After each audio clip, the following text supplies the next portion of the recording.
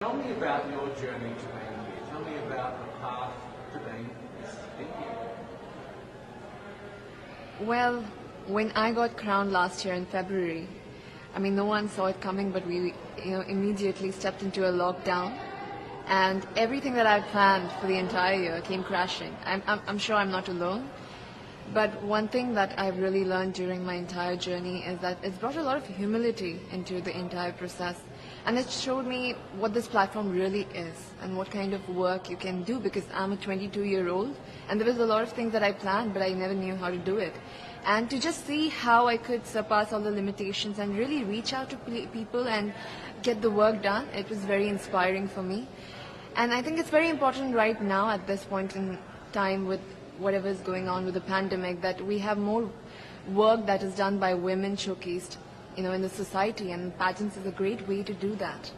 And that's something that I learned. I learned that, during the pandemic there was no glamour or something. It was just, it was down to your connection with people. Either it was digitally or you're calling somebody, and that's something I think it's unique to my reign. I feel nobody else in the future should go through it, but I feel that's very unique that I've experienced as Miss India. But that sounds like it's something that really sort of surprised you. You were thrown into this sort of unique situation. Yes. And is that something that you feel that is true to you, that you adapt and change and are able to make something good out of a bad situation? Absolutely. I feel like it was very challenging. It really tested me to a point that even I got COVID during the entire process, very close to the pageant. And I felt at that moment I was in a mess because it was very close to the pageant. There were a lot of things to do, but I feel like I built that resilience and even that positive outlook to the entire journey that it's had. It's just made me a much more stronger person and with a bigger picture in my mind. Now I don't look at small goals, I look at the entire picture. And you need to, at this point, start looking at a society frame of mind. I feel even globally when we are speaking, we usually talk, okay, it's my country, my area, my district. But with Corona coming into the picture, I feel now we need to talk about global unity. That's where it's pushing, and that's the direction of every dialogue that I can see. So I feel that's something that I learned during my process, and that's something I would want to translate into my work. I think it's interesting with the pandemic because in many ways it was a great leveler. Yes. We're all now facing the same Absolutely, challenge. absolutely. And how do we come together? So do you feel like this has brought us closer together in some ways, in a global sense? I think it has brought us together, but also shown us the kind of differences that exist in our society. It has addressed the elephant in the room, and more than a challenge right now, it's an opportunity for mankind to really look at our differences and to make sure that we have more equal ground, because it helps everybody at the end of it. We have more women leaders and people from other genders getting into decision making. I've seen this year that there are countries led by women that have done so much better during this situation, and I feel that this encourages more women to step into leadership, and which is very exciting, especially when we are here. And I'm so grateful to have this opportunity because I've seen these women throughout the year, because I was crowned really early. I've seen their journey. I've seen the kind of inspiring work that they have done. I've really, it's given me a lot of strength to do the same in my country, using my reign. So I feel like regardless of what happens here, I feel like a winner, because I've learned so much in this entire year that I've not learned in 20 years of my life. And I would want to, use that in my life. So I feel really blessed to be here. What are some of the things that you're most focused on, in the work that you're doing with the brand and the voice that you now have, the platform that you now have? What are you focused on in India? I feel this is an issue in India, but it resonates everywhere in the world, that we have a huge gender inequality here. And this stems out with a very personal story of my grandmother. I lost my grandmother when she was 22. She gave birth to my mother, and she didn't have the proper medical resources to survive. And being an ambitious girl myself, I could never digest that, because I feel like everybody has the right to have a dream and to have a life, and that was taken away from her. And today I'm 22, and I'm standing at the Miss Universe platform. So life has definitely changed for our generation, but it's come with a lot of sacrifices. And I feel so many women in India right now, they are undergoing that. They also don't have the kind of opportunities. And I feel that for the human population, for our human species to change, we need that kind of equality at all levels of our society, for women to take decisions and for women to come forward. And that's going to be very exciting for our generation. I feel the youth, there's a lot of challenges that our youth is facing right now, but I feel more than challenges, these are opportunities that can really help us take that leap into a progressive society, yes.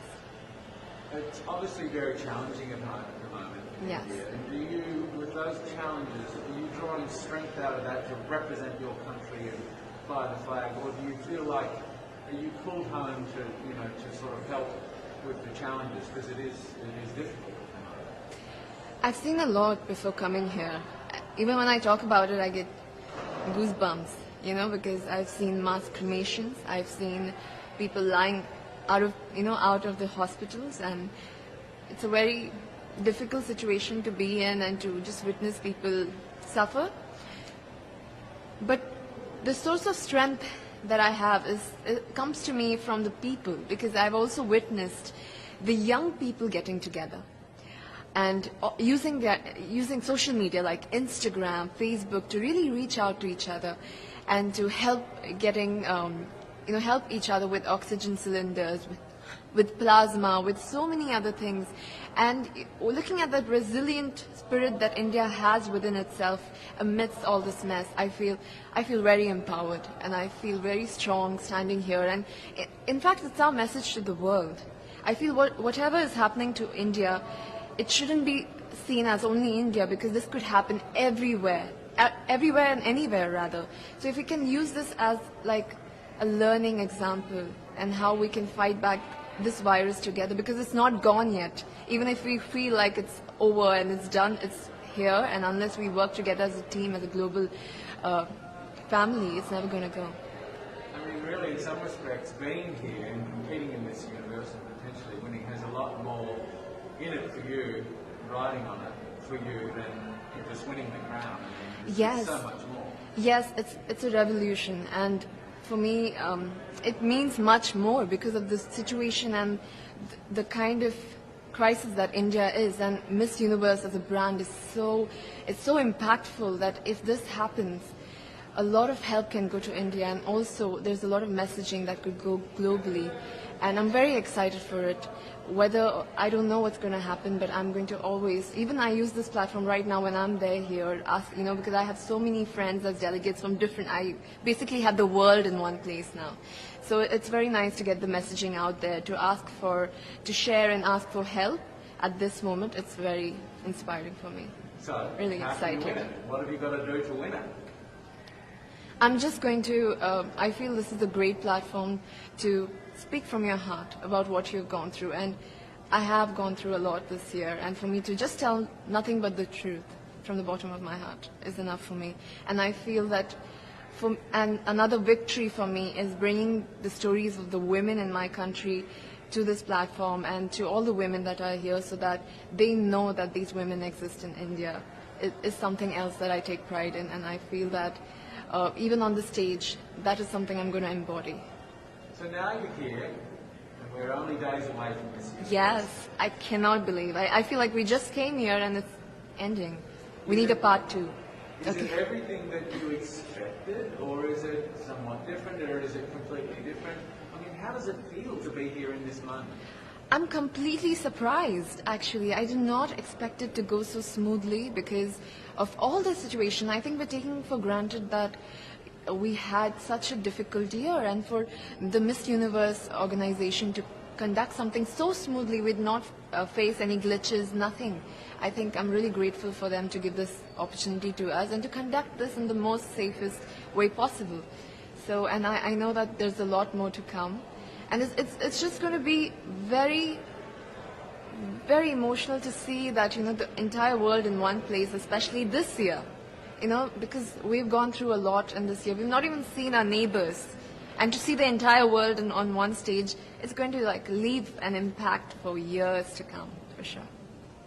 What would you say to all of your fans in India and around the world you go into the final days of the competition, what sort of message would you send them right now? First of all, I would be grateful to them for supporting me, especially during this time. You know, it's very emotional because when they're going through this crisis, they still made sure I got here. They still made sure I was fine, I got here, and they're sending love. I have so many people, young people that have gotten the virus, and they're still sending me messages like, do it, you can do it, you're doing so great. And I feel it's when people support you during their difficult times, you can see the love really shining, and that's the kind of blessing that I've got this time. I want to thank them for that, and I want to say that even if I'm here, my heart solely lies in India, amongst the people, and whatever is going. I am sure we're going to go through this, and we're going to get over this phase. But I really insist people to really take care of themselves and their families, to stay safe, and hopefully we meet on the other side of this phase. Yes. So how are you feeling? Are you feeling nervous, excited? Wait. To be very honest, I'm feeling all of those feelings in different parts of it, but mostly I'm feeling very grateful to have this opportunity, especially during this time. It's just very flooring for me. Some countries, sport is like the national pastime. That's But in true. the Philippines, some might say that pageantry is the pastime. That's true. You know what? In the Philippines, we have pageants all over the places. Yes, we have pageants in the barangay, in school, national, local. That's why we really love Miss Universe. It's like it's giving pride and putting the Philippines back on the pedestal. That's why there's an added pressure as a candidate coming from a pageant-loving country. But it's a good pressure. I always look up to our former Miss Universe Philippines. They really did well in the competition. And now this is my time to show who I am, to offer what Rabia can show to the rest of the universe. So I'm very happy, and at the same time, I'm excited to make all my kababayans proud. And hopefully I do. Why do you think it is that the Philippines love pageants? They have appreciation for beauty. We do love pageant because we used to think that we wanted to be included in the world, I have to be honest, in the Philippines, my skin color used to be not the standard of beauty. I was obsessed whitening my skin because these are the kinds of beauty queen we see on the mainstream. But things were different now. That's why I'm very proud to be a morena. In the Philippines, we call it morena. It's brown skin girl. And to be able to represent, my color, my identity as a true Filipina. Tell me about your journey to being crowned Miss Philippines. In a world that, in a country I should say, that loves pageants. That must have been a very intense process. Tell me about, your journey to being Miss Philippines. Well, my journey was crazy. You know what? I started to be a dark horse. Nobody noticed me. Nobody knows I was in the competition up until the preliminary and the coronation night. And when I won, I received different comments. Of course, there were people who didn't expect me to do well, who think that I cheated. That's why I need to redeem myself in Miss Universe. I really need to do well in this competition. And the thing is, I love pressure. I love criticism. I get better every day with that. You tell me I cannot do that, I turn to you and I'm going to say that, no, I can do it for myself. Good for you. So how does it feel then to be on the global stage? How do you feel to be here in this moment, right now? It's crazy, but I'm overwhelmed with the support, not just from the Filipino community, but also from Thailand, Latin countries who do appreciate me as a candidate, as a person. It motivates me that I am beautiful, I can offer so much in this world, and when somebody believes in you, it gives you that extra energy to really do well and perform well. Do you have a sense with the girls, all of the girls competing, you're competing, but is there a sense of camaraderie with all of the girls? Is there a real spirit to, sort of motivate each other to do better? You know what? I have a different idea about Miss Universe. I thought it's going to be very competitive in a healthy way. Well, of course. But now I can see every girl helping each other. From fixing those hairs, from trying to zip up those outfits. It speaks of the closeness and the kind of camaraderie that we want to have. The goal of Miss Universe is not just to crown one girl, but also to build a genuine and long-lasting friendships among us. Would you say within the Miss Universe world, the contestants, is there a sisterhood? Are you sisters? There is sisterhood. I can say I was able to talk to different representatives from different backgrounds, different cultures. And despite our differences, there's so much to be highlighted in what binds us together. And that is because we want to empower women. We want to have our advocacies. We want to speak for the things that we love. And that's a celebration of women and the beauty that we have. So coming out of this week, obviously you would love to be crowned Miss Universe. Of course. And that would be wonderful, of course, for any of you. But what else will you take out of this week? What do you think you will feel at the end of this week, regardless of the result? How will you be a different person? It's the growth and the development that I was able to have during preparing for this dream. I will be honest, there was a moment that I lost my identity because I was put under pressure. I was in that position in which I feel like I'm not good enough. I'm not a good representative of my country, but I was able to bounce back stronger. And if I was able to do that for Miss Universe, I will be able to do that in life. That is my greatest takeaway from Miss Universe. Okay, so the Philippines have a huge amount of fans. Yes. I want you to give us a little bit of a message to the fans here and at home. But send a message. What would you say to all the fans in the Philippines? To all my fans from the Philippines and from all over the world, maraming salamat po. Thank you so much for loving me and for believing in me. It means a lot to somebody who is so naive in this industry, who has no idea how to become a beauty queen on the first day of my journey. But because of your love and support, I was able to be the woman that I am today. And regardless of the result, I may or I may not win the crown, but one thing is for sure, I'm gonna make you all proud.